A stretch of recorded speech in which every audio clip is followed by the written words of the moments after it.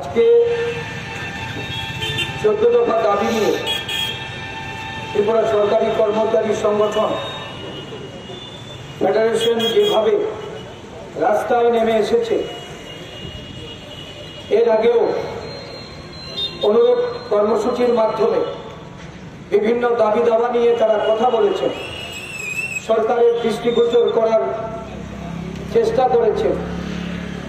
এই রাজ্যের কর্মচারী কুল দিনের পর দিন যেভাবে তারা বঞ্চিত, অবহেলিত, যেভাবে কর্মচারীদের স্বার্থ উপেক্ষা করে একটা সরকার এই রাজ্য প্রশাসনকে কর্মচারীদের দমন পীড়নের উপর তারা কর্মচারীদের স্বার্থ সংশ্লিষ্ট বিষয়গুলিকে দাবিয়ে রেখে তারা এই রাজ্যে সুশাসন দিতে চাইছে।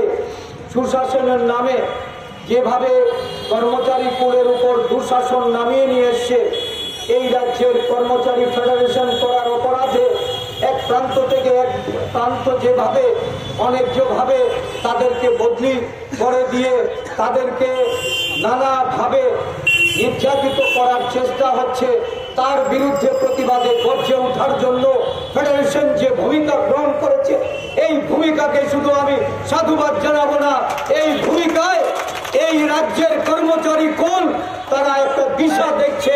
কর্মচারী আন্দোলনের নতুন মাত্রা এটা ধীরে ধীরে সংগঠিত হচ্ছে।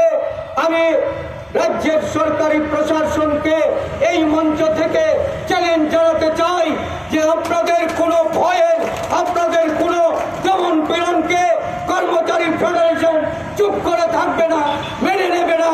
আগামী দিন বৃহত্তর আন্দোলনের জন্য কর্মচারী ফেডারেশন প্রস্তুতি গ্রহণ করছে। এক একটা নির্বাচন আসলে এই রাজ্যে শাসক দল তারা তাদের প্রতিশ্রুতি তারা এখানে কর্মচারী সংগঠনগুলির প্রতি তারা রাখে, কর্মচারীদের প্রলোভিত করে, কর্মচারীদের নানাভাবে তাদের উপর চাপ তৈরি করে তারা তাদের শাসক দলের সংগঠনকে বাড়াতে চায়। শাসক দলের অনুগত করে তারা তাদের বিভিন্ন দাবি দাওয়া সেগুলিকে দাবিয়ে রাখতে চায়। এটা অনেক দিন হয়েছে, অনেক সময় ধরে কর্মচারীরা বঞ্চিত হয়েছে।